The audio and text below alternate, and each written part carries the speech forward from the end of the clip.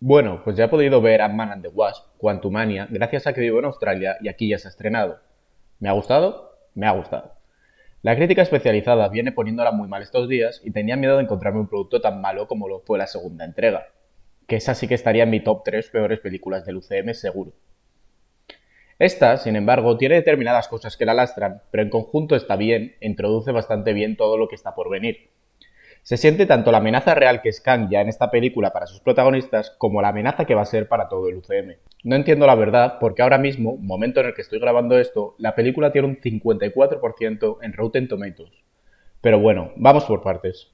En primer lugar, una de las cosas que se han criticado mucho es el CGI, y no lo entiendo la verdad. Esta película tiene una paleta de colores y una fotografía muy parecida a la de Infinity War, y sin embargo, allí los personajes se les veía muchísimo menos integrados con el entorno de lo que se los ve aquí. En Infinity War, con todo lo buena que es esa película, se distinguía claramente dónde acababan los elementos reales y dónde empezaba el croma. Es la única concesión que había que hacerle a la cinta, porque en el resto de aspectos era perfecta. Si a Quantumania hay que hacerle alguna concesión, desde luego no es esta. Visualmente la película está genial, y eso no era tarea fácil, ya que casi toda ella ocurre en el universo cuántico y eso es puro CGI.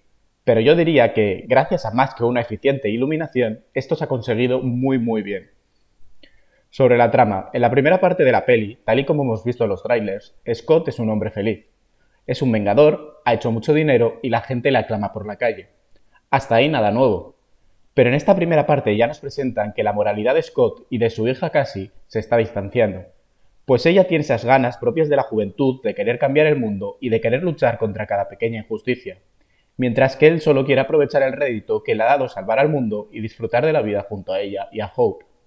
Un fallo de la peli es que luego esta cuestión moral se sortea con demasiada facilidad y Scott, lejos de sentirse tentado por Kang, rechaza muy fácilmente ayudarle a cambio de que no haga daño a su hija. No es hasta que le hace daño cuando se ve obligado de verdad a ello. Después de presentar eso en el principio, yo esperaba que Scott fuese a equivocarse y anteponer a su hija al futuro de la humanidad. Quizás hubiera sido una propuesta más inteligente que Scott no hubiera llegado a este punto de la peli sabiendo que Kang es malo y que se dejara liar por él para volver atrás en el tiempo y recuperar el tiempo perdido con su hija. Pero no, la película aquí se olvida de plantearte un dilema moral que seguramente hubiese enriquecido la trama y le dibuja un camino demasiado evidente al protagonista. Esto también va en detrimento de Kang, al que agregarle un poco de cinismo no hubiera estado nada mal para demostrar que su poder va más allá de lo físico. Esto no quita que Kang es, de largo, lo mejor de la película. Como he dicho antes, se siente una amenaza real, tanto en esta versión como en las que están por venir. Mucho se especulaba antes de la película de si este es o no el Kang Prime, y la verdad es que después de ella todo apunta más a que no, porque en la primera escena postcréditos el resto de Kangs le da por muerto, y entiendo que serán inteligentes como para saber eso. Pero su muerte deja dudas, pues podría ser que solo esté en otro nivel del reino cuántico. Pero desde luego, si el resto de Kangs lo encerraron y lo temían, es porque algo de Prime tiene. Aunque también es cierto que casi lo derrota por completo un ejército de hormigas. Yo la verdad pensaba que este Kang era menos vulnerable. Por muy inteligentes que éstas sean, no sería muy apropiado presentar al gran villano de la saga del multiverso en una película donde lo barren unas hormigas. Vale, casi mejor que no sea el Prime. No sé, pero de aquí a Kang Dynasty y las Secret Wars, yo considero que tienen que perfilar a uno de los Kangs como el principal, porque si no va a ser muy complicado darle verosimilitud a la trama y evitar paradojas e incoherencias, que es lo que suele pasar cuando se intenta abarcar demasiado en temáticas de viajes en el tiempo y universos paralelos. Algo que me ha encantado es Cassie. El nuevo cast ha sido todo un acierto, olvidándome eso sí del color de ojos, que en este caso me parece más bien secundario. Yo personalmente soy muy fan de la relación que tenía Scott con la casi niña y el tipo de humor que tenían entre ellos. Bien, pues esta actriz y la forma en la que está escrito el personaje aquí me parece que dan continuidad a esa relación y los gags entre ambos siguen funcionando muy bien. Como por ejemplo cuando Kang los encierra y Scott le dice: a ti te habrán encerrado 3 veces, pero a mí ya 4. Pero bueno, hablando de humor en la película, no todo es bueno. Los chistes en el primer tramo, antes de meternos al reino cuántico, entran bastante fácil, porque van acordes al contexto. Pero una vez allí, la mitad de ellos se podrían haber omitido fácilmente. Y esto nos lleva a lo que sin duda es lo peor de la película, MODOK. O sea, MODOK ha sido un desastre. Lo han usado únicamente como meme. Entiendo que si viajaban al reino cuántico es lógico que se reencontraran con Darren, pero visto lo visto, hubiese sido mejor que no lo hubieran encontrado como MODOK. Un villano que se podría haber empleado mucho mejor en algún proyecto futuro y aquí solo ha servido para agregar chistes de muy, muy mal gusto. No es ninguna máquina de matar y es perfectamente suprimible de la película. Literalmente no aporta nada a la trama y encima va y se muere de la propia película. Que casi mejor, también te digo. Conectando con el tema del humor, tanto el reino cuántico como sus habitantes aquí me recuerdan mucho a lo que vimos en Thor Ragnarok con Chakar. Son una mezcla heterogénea de bichos de distintas siluetas y humanoides que se la pasan haciendo chistes, de los cuales algunos entran mejor y otros no tanto. Incluso el propio entorno no es muy distinto al de Chakar, y este entorno no da mal resultado. Por momentos parece inspirado en el universo de Star Wars, por los paisajes desérticos, estos bichos que comentaba, y porque hay hasta un bar muy similar. Bar en el que, por cierto, se da la única escena de Bill Murray, que tiene un paso por la película más bien anecdótico. Me gusta mucho Bill Murray y no me disgusta su participación aquí, pero tampoco sé hasta qué punto merecía la pena meterle. Además, todo esto acaba derivando en una conversación entre Janet y Hank hablando de sus necesidades sexuales durante la ausencia del otro. Un poco cringe este momento, la verdad.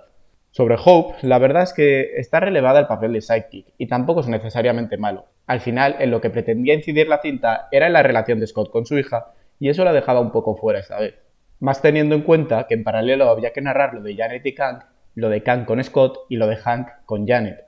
Hubiera sido demasiado meter algún conflicto de ella con Scott o con su madre también. Sobre la resolución de la película, hay un momento justo antes de empezar la rebelión que entra en un momento de estos valle en los que las cosas que pasan en pantalla te empiezan a dar un poco igual y estás deseando ya que se desate el tercer acto y lleguemos a esa pelea física que nos prometieron los trailers. Y cuando llega, esta no defrauda. Pues está bien justificado que Khan tenga que usar los puños al quedar sin utilizada su tecnología. ¿Y de qué manera los usa? Aquí se ha notado que al tiempo Jonathan Majors estaba preparando también Creed 3. La pelea se siente agónica para Scott.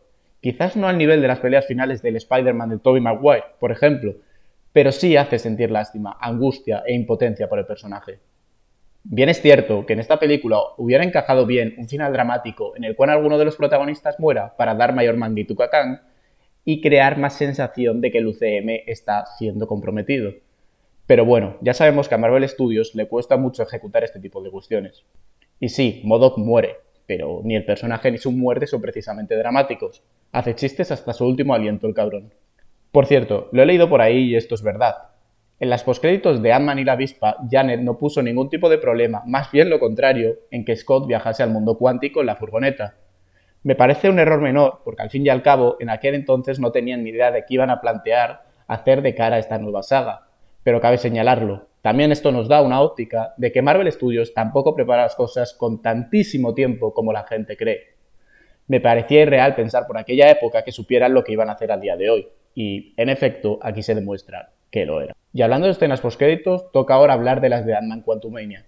En la que se da después de los primeros créditos, vemos al consejo de Kangs, comentando lo sucedido durante la película y yo creo que aquí dirigiéndose al espectador, confirmando que el conquistador ha muerto. Todo ello encabezado por 3 versiones del personaje, Immortus, Ramatut y un tercero que he tenido que buscar porque no lo conocía, que dicen que puede ser Scarlet Centurion. En cierto modo, choca ver a Immortus ahí, porque el Kang de Loki ya tenía vibes de Immortus. Ya era una versión cansada del personaje que rehuía la batalla y quería poner calma. Sin embargo, parece que sí hay un Immortus tal cual y que este es el líder del consejo. Tengo que decir que su caracterización no me ha gustado especialmente, aunque supongo que la pulirán de cara al futuro. Lo que me ha gustado, y mucho, es ver a Ramatut y me gustaría todavía más verle en el antiguo Egipto en su entorno. Y este consejo ya anticipa por dónde va a ir Kang Dynasty y las Secret Wars. Y es que quieren parar los pies a nuestros héroes y Loki, que se están entrometiendo en el multiverso. Además, hay un Kang Skrull que podría conectar directamente con la inminente Secret Invasion.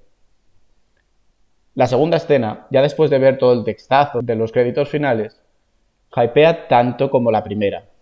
En ella nos introducen a Victor Tiley, que en los cómics es la variante de Kang que viaja a principios del siglo XX y se convierte en un vanguardista tecnológico de renombre. Además, pasa por las décadas fingiendo ser descendiente de sí mismo y esto podría hacer que en el UCM se encontrase con los Cuatro Fantásticos, quienes se especulan que viajarán a los años 60 en su proyecto individual.